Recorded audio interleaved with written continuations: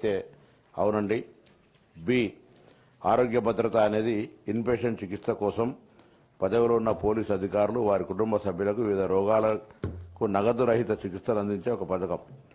చికిత్స మొత్తాన్ని నిర్దిష్ట ప్యాకేజీ ప్రకారం ఈహెచ్ఎస్ జీఓఎంఎస్ నెంబర్ 97 అనుసరించి ఆసుపత్రులకు చెల్లించడం జరుగుతోంది. ఆరోగ్య భద్రత కింద 202 ఆసుపత్రులను ఎంపానల్ జరగగా వీటిలో హైదరాబాద్ నగరంలో ఉన్న 20 ఆసుపత్రులు ఎన్హెచ్బి సూపర్ స్పెషాలిటీ ఆసుపత్రులకు గుర్తింపు పొందాయి. నమోదు చేసుకున్న మొత్తం ఉద్యోగస్తులు 79,853. మొత్తం లబ్ధిదారులు దాదాపు 4 లక్షలు. 2024లో చికిత్స పొందిన రోగులు 35,057. 2024 బిల్లు అయిన మొత్తం 211.79 కోట్లు. 2024 ఆసుపత్రులకు చెల్లించిన మొత్తం ప్రభుత్వం తిరిగి చెల్లించిన అన్ని కలుపుకుంటే 106,57,00,000. సికి లేదండి.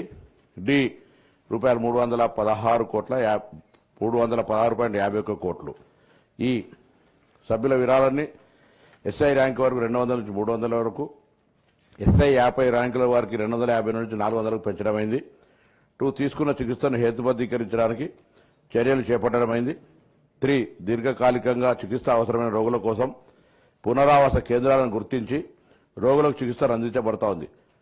రోడ్డు ట్రాఫిక్ ప్రమాదాల, నరాల బలహీనత మొదలైన కేసులకు ప్రతి పునరావాస కేంద్రానికి రోగి ఒక్కటికి నెలకు రూపాయలు 1 లక్షలు చెల్లించడమైంది. ఎఫ్ లేదండి. జి ఈ ప్రశ్న వర్తించింది.